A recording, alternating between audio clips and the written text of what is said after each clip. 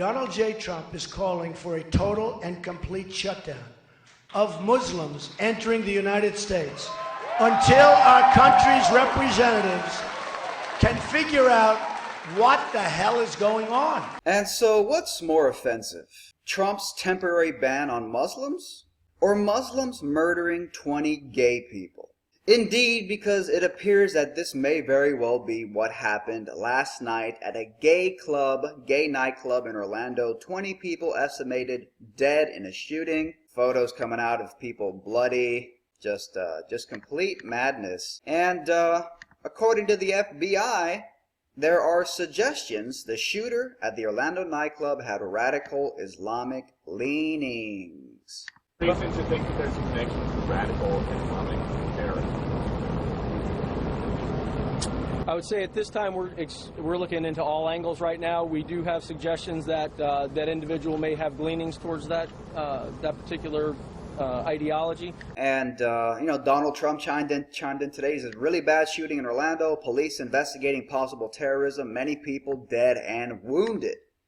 And of course, if the shooter was in fact Muslim, expect gay people to flock to Trump. And who could be more pro-LGBT than the man, Trump, who wants to temporarily ban the people who openly hate LGBT the most? Donald Trump, make America gay again. And I'm not even exaggerating. No matter how much the gay community might say they hate Trump, at the end of the day, they're probably a lot of them are gonna start voting for him because he's the only guy who had the fucking balls to call this fucking problem out, this radical Islamic terrorism problem out, months before it started to manifest here in the States the way it has been over the past few months. Trump, finally someone with balls. As always, the link to the shirt is below. Don't let a good crisis go to waste is the mantra of the left. And of course, they had to make it about race, didn't they? And blame white people. But if a terror attack happens and people respond by saying, oh, those fucking Muslims, you're called a bigot. But if it's a mass shooting and someone says, fucking white people,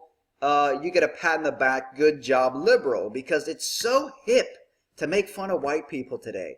In fact, that's exactly what happened in the wake of the Orlando shooting. Before people had any inclination that the shooter might have been Muslim, people went to Twitter to bash white people because they assumed the shooter is probably just a lone wolf shooter, mass shooter, white dude. Of course, as I said on Twitter today, this is what racism looks like. In spite of the fact that the shooter might be Islamic, people jumped to the assumption and they said things like, quote, with all these shootings and those dumb white people still say Muslims are the terrorists. Here's another one. Trump wants to keep the USA safe by banning Muslims. Maybe he should ban white people. What I have learned today, white people cannot be terrorists even when they shoot 20 people. Here's another one. We need to ban white people, not guns. So this is all incredibly hilarious and racist. Here's a couple more. White shooter was an emotionally troubled lone wolf and whole white race won't be blamed. Is that white privilege I smell? Pray for Orlando. And then there's another guy, and another white liberal. He goes, black, Arabic, Muslim shooter equals terrorist. White shooter equals mentally unstable. And of course, these are white liberals exercising their white guilt, talking about white privilege, virtue signaling to the world the way no other race ever does. And of course, as I said in this tweet, condescending self-deprecation is in itself an exercise of white privilege. Yes, indeed. White liberals love to make it seem like they're so altruistic and moral and concerned about other people. But in an ironic kind of way, the very fact that they go around with their condescending self-deprecation, that kind of in itself is white privilege. Because no other fucking race does that. So, you know what, white liberals? Maybe the fact that you have the privilege and the luxury to sit around attacking yourself and your own people, if you want to be tribalistic, that's a privilege. That's a privilege of being a fucking guilty white liberal. And going back to this moron, he goes, black, Arabic, Muslim shooter equals terrorist, white shooter equals mentally unstable. No, that's a bullshit anti-white narrative with no merit to it. Because, as I told this moron on Twitter, no fuckhead, the WDBJ shooter, who was black, was immediately categorized by the media as mentally ill. Fuck your narrative. You guys might remember this mentally unstable moron with an irrational fear of white people Bryce Williams, the WDBJ shooter, shot 2 of his white co-anchors, news anchors, and the media immediately interpreted him as being mentally ill because he had the stereotypical qualities that our modern society, for whatever reason, identifies as a mental illness. Usually when you're a lone individual who goes out and does something for a cause that you yourself believed in, you're called a lone wolf. But really, violence is violence. So if you kill people, either because you're a lone wolf shooter, or you're killing people in gang violence in Chicago, black on black crime, or you're killing people because you're an Islamic terrorist blowing people up, technically you could argue that those are all forms of mental illness. You're an emotionally unstable person who resorted to violence out of desperation for whatever personal reason. The question is, do you have a narrative, some kind of cultural narrative to justify your violence? When it's a Muslim blowing some shit up, the cultural narrative behind it, the rationalization, is Islamic terrorism. So we give it a terrorism label. When a random lone wolf does it, because it's a lone operation with no cultural backing, with hundreds of other people who agree with you, we just call it a lone wolf. And in a way, because white people are not allowed to be tribalistic the way minorities are allowed to be tribalistic, white people are they're usually, when they go on mass shootings, it's a lone wolf thing. Because white people, white culture perpetuates a more individualistic thing. I mean, just the fact that there's even the phrase, black people can't be racist, that in and of itself kind of shows you why blacks are allowed to be racist. It's okay, you give them a free pass. Other minority groups, black or others, are allowed to be tribalistic, they're allowed to identify collectively. But if you have white pride or your white association groups, those are shamed, attacked, and demonized. So a lot of times that's why it manifests as the lone wolf for white people, the lone shooter. Because they don't have a cultural backing, because you're not allowed to collectively, tribalistically form if you're white. It's just a double standard here in America. So again, this anti-white narrative that, oh, if a black person shoots someone, they're called terrorists or thugs. But if a white person does it, oh, mental illness, they get away with it. Bullshit, and the WDBJ shooting case is a perfect debunking of that. But, again, this guy goes, we need to ban white people, not guns. That's hilarious. But if it turns out that the shooter at the gay nightclub, was Muslim, then by his logic, we need to ban Muslims. Trump said that. Are you racist?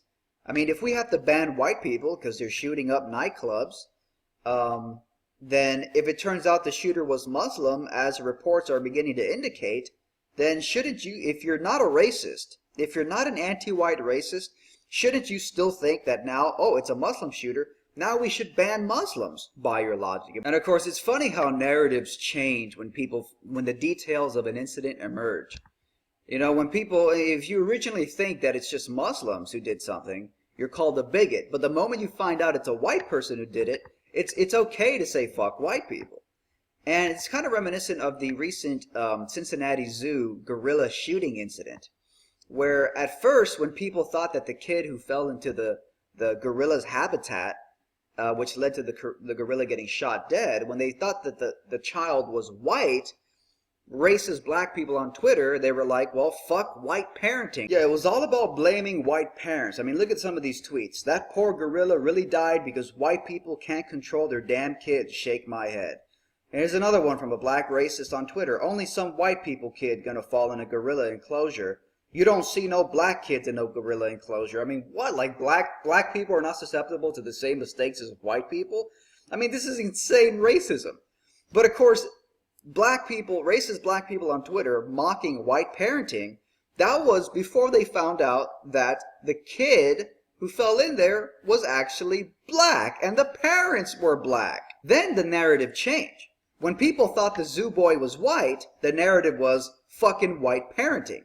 But when people found out that the kid was black and the parents were black, the narrative then went fucking white people blaming black parents. And indeed, there were multiple articles and a lot of people saying that it was racist for people to scrutinize the black parents. And what, it wasn't racist when black people jumped to the assumption and the conclusion that A, the kid was white, and B, that white people are incapable of controlling their fucking kids because of white parenting. You know, being racist against white people today is the hippest thing in the world. It's so cool to mock white people. It's the hippest thing you could possibly do. And I'm here to tell you that it's disgusting, it's a double standard, coming from the same racist people who literally immunize themselves from personal responsibility, which is kind of racist on itself because you're basically holding yourself to a different set of standards than white people. That's kind of racist. It's actually also condescending racism because you're actually holding yourself, black people, to a lower standard of personal responsibility and conduct than white people. Black people can't be racist, held to a lower standard of conduct, almost like children. White people can't be racist, held to a higher standard of conduct, almost like adults. Condescending self-hatred. Don't be racist towards your own people. I'm offering a message of empowerment to black people, and all people really, but racist people will never see that. So again, it's all hilarious, and of course, it turns out that Hillary Clinton, she doesn't send out a lot of her tweets because she actually has like a marketing team that's literally 24/7 handling a lot of her social media stuff. So she's not sending out her own tweets. And of course, her team, her PR team must be shitting its pants right now. Here's Hillary tweeting, and you got 8 fucking people there. And then here's Trump tweeting, you know, typing into his little phone. And indeed, that is the difference between a PR packaged corporate puppet and a far more authentic guy like Trump. So they're probably panicking right now. How do we deal with this? 20 gay people killed by an Islamic radical terrorist. Presumably, it hasn't been officially reported yet, but again, we shall see what the reports show.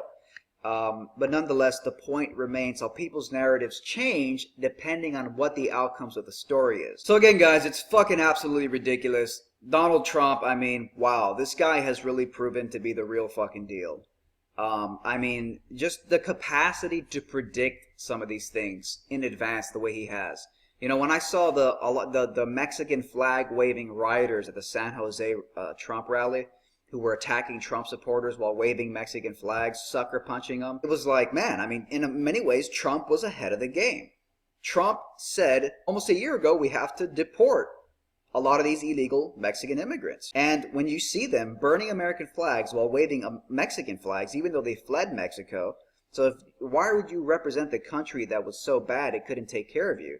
But you're burning American flags and you're assaulting and violating the free speech of Trump supporters.